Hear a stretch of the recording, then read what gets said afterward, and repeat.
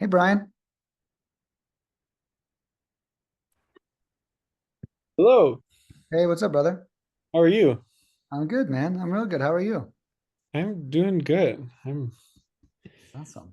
Awesome. trying to Got sell your, properties, but yeah, I got your results pulled up here. They're looking pretty crazy. yeah, I'm liking them. I always like these meetings with you. You seem easy to please, but I think the real thing is your campaigns are easy for us to perform in, right? Well, that's good. Yeah. Yeah, I just met Yeah. with and you'd be surprised that the results do differ. I just had a guy hire me, I think it was like in Utah, and he had like one lead on like 800 dials, right? So, Oh, yeah, so it's like when I look at yours too, I'm like, oh, wonderful. Like this is also good, good. I like where it's easy to succeed, right? yes, exactly. That's a good thing. Well, and when you have the thing set up well, it's like if it works, it works, you know? Yeah, no, absolutely, absolutely. But yeah, so how can I help you today? Well, I was looking at it and I didn't know one of my first questions was, is there a way to kind of target data that gets you less of the retail leads, and more of the, I don't know, not the desperate people, but like I Right. guess to kind of set it up a little more where I'm getting a lot of leads in, but I'm having to kind of navigate a lot of the retail leads and Gotcha. And then really, yeah. what are the signals that they are retail leads for you? What are you seeing there that makes it a Um, retail lead? Usually it's one of two things. Like they're like, I won't accept, less than 100, and I comp their property and it's worth like 60. Sure. Um, and then I try to negotiate and talk them down. Actually, the call when Francisco made those calls to leads like a couple weeks ago, that Yeah. was super helpful just to see how he handled those. Yeah, I agree. That was Um, awesome. but that's kind of what I'm getting, where it's like either that or they're just like, um, I've done this and this and this to the property. I've spent this much. It's worth this much, and they're seeming like they're not able to. Um, I don't know. They just don't want to negotiate, and then they're the ones that are like the ones that yell at you when you actually make the offer. So it's like, okay, Right. moving on. Right. And that's why. So there's really no way for us to filter that, right? Right. Yeah. Yeah. But I think that, and not that I would ever really say this generally to a client, but what I would maybe look for is like the common denominator of notes, right? And then Okay. as soon as you make that first call to them, if it's not like, if the notes suck and their energy sucks, I would get out of there, Yeah. right? Okay. That's a good. But if Yeah. the notes suck and the energy's good, I That's would true. continue the conversation. So that's what I would say. It's like, I know that's not the best answer. Um, That's fine. but I do think that maybe you just bail a little quicker if the person's attitude sucks, right? In a sense, it's like, hey, even if they're maybe if they're frustrated, you give them one shot. Hey, look, I understand this is frustrating. I'm sure other people are calling you. Yeah, I'm for sure. actually totally here to help. If if if you don't want that help, like, maybe you have Right. like Yeah. one last effort to make them nice, you know, Right. and Give them then the opportunity. Yeah. that's right. Hey, look, I'm sorry. I feel like I'm bothering you. I actually just wanted to help you with this, you Yeah. know. We don't have to do business together. If anything changes, just get, maybe you throw Yeah. like these like little lines out there. So I call that humanizing ourselves. Yeah. Okay. Right. And the one thing I teach my callers to do is be like, yeah, I'm sorry. Is now a bad time? Like when the person's like being Right. grumpy or they're giving up, and Yeah. not like, yeah, I'm sorry. I can tell you're having a rough day. Right. Would you like me to leave you alone or call you back another time? So it's like we're saying Yeah. these things that allow them to go, oh God, was I just rude? You know what I mean? We almost they're like soft checks on their rudeness is kind of Right. what I Exactly. Yeah. You just bring them self-aware. yeah, exactly. Yeah, hey, you're being grumpy. And Yeah. I've done the same thing too. I remember one time I threw an event for Dean Graziosi. Okay. And in that event, I was very stressed out. It was a big day, there's a lot of pressure on me. And I thought I was covering it good with my face. And then one of my friends comes up to me and he goes, are you okay, man? You look really tense. And that actually fixed me because I thought Yeah. I was covering it up. You know You're what I like, mean? oh, yeah, I Yeah. need to Oh, you get rid of this know, everybody altogether. here, everyone here can tell. Yeah. Um, And right, and so that's also why I like that check thing. Sometimes with the right person, it works on them. That's good. Okay. Cool. I'll work on that a little more. And then my other question about the campaign, because I think this last campaign I actually uploaded the list because I got it myself Okay. through the LPG, like the Oh, IDS great. kind of Yeah. setup. And so I didn't know though, on like if you pull lists, do you guys include like tax delinquent and probate on some of your lists, or does that?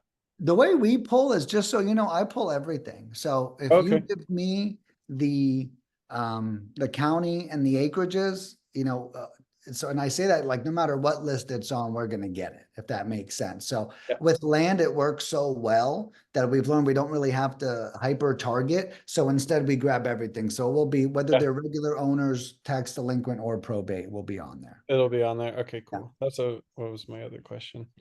Um, and then this isn't really a campaign question, but when for offers, do Yeah. you usually, if we get the emails, because it seems like we're getting like 75% of the emails from these leads, That's do you awesome. guys do you guys mail out the offers too, or do you recommend just emailing So if they give me an email, I would email them. every time? Yeah. And that's a two-prong reason. One is a lot of these softwares, like the contract signing software, will Yeah. tell you if they opened it, right? Oh, So that's true. so when you do that, as soon as they open it, I recommend you call them the next day or that afternoon. Hey, I Just saw like, you opened it. Did, yeah. did you have any questions about that? So I would start there. Then if they don't open it for like 3 days, follow up with them and be like, hey, I'd sent you an offer via email. Would regular mail be better for you? Yeah. So if we get the email, start with that and let regular mail be last ditch. Also, regular mail has a cost to it, right? Right. We Yeah. got to go to the post office, we got to get a stamp. Yeah. So I always err on easiest and most trackable first. Okay. And then if they don't open or answer that, you could add a system where like, hey, 3 days went by, follow-up call. Do you want me to resend the email or do you Right. want me to just send it to your mailbox and you're fine? Yeah, that's good. That's what I definitely need to do. So, okay. Because I was thinking I was trying to mail every single one as well as email, but you know, Yeah, I would start with one for sure. okay. Yeah. All right, cool. Um, Anything else you recommend on campaigns or things to look for with this type of response? I mean, things are looking really good. Tons of texting leads. Yeah, We got a texting lead in every 34 text messages we sent. We that's got awesome. 44 texting leads on 1,500 text messages, so that's huge. And then That's great. and then your call did extremely well as well. And that was 18 leads on 2,500 dials, which is a lead in every 141 text messages. So, and this kind of goes back to what I was saying. When you have this much lead flow, I do think you should just work the lowest hanging fruit first, Yeah, right? Maybe you come up with a lead scoring program of some sort and you go, this one's hot, this one gets my attention. After I work through the 15, when you have 60 leads right now, 62, right? yeah, After you look, the 10 hottest ones, that's first, yeah. I've right? been researching like crazy. Yeah, Yeah, that's right. And so what I would do is maybe read the notes and lead score them, or when you make that first call, get off the phone and give them like an A through F rating, and yeah. then Just so then you focus on the A's first, then the okay. B's. So that would be my advice. If we didn't have 62 leads, I wouldn't be saying that, right? If we had 12, it's like call every Yeah, lead, make sure you get but with that many, I highly recommend doing like the scoring. That way you don't accidentally blow an A lead because you pursued an F lead, if that makes yeah. sense. Right. Yeah, and that's what I was trying to call everybody back within a day or less from when the leads came through. So I actually was getting back to most every one of them.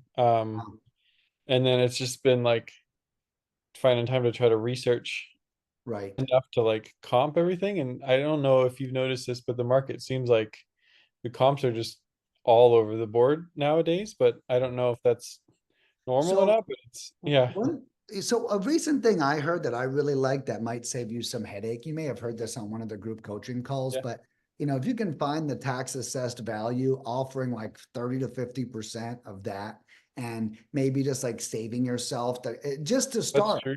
Yeah, yeah, right? yeah. It's like, hey, Yeah. if we can, I have this really big client, and he told me if he can get them to agree to 50% of tax assessed Yeah. value, he's like, I know we have a deal somewhere. Even if we're a little higher or a little lower, I Yeah. know that this is worth adding some time to. So maybe for a couple of these, you try to save yourself some of the insane research or Yeah, that'd be nice. and then you just try that and then see how it pans out. Holy shit, Nick, I got all the deals. I didn't spend 2 hours researching like I normally do. Or, that was a little high. Then maybe if it's high, you go to 35% of Yeah, right. taxes, right? So it's like, so that would be my goal. And that's just for efficiency. You know what I Yeah. mean? It's like, Yeah, again, you it's know you'll always be winning then, because you're right. below market no matter what. Yeah. Yeah, that's Yeah. we already know tax assessed is below value as Right. it is. So if we're giving a percentage, we're below value, right? Yeah.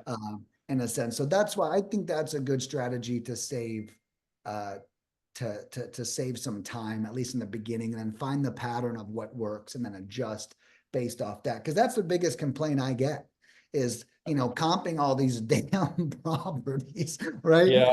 Right. And I like that the biggest complaint I get at least isn't on my service, right? It's what they Right. Yeah, right. it's what they do with the leads. But Yeah. so I've been giving out that advice recently, and I Okay. and I think it's a good baseline to No, start to that do. is good. Yeah. Yeah. No, I appreciate that. Well, cool. Yeah.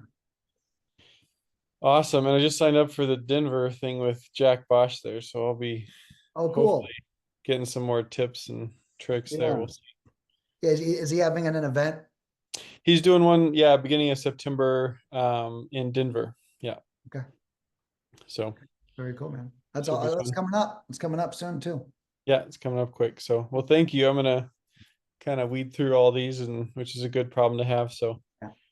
keep getting offers out. So that was Well, all my cool, man. questions. Yeah. Awesome, dude. If you need anything else, man, you know where to find me. Yeah, will do. Thanks, buddy. Thank you, brother. Have a great weekend. All right, you too. Bye bye.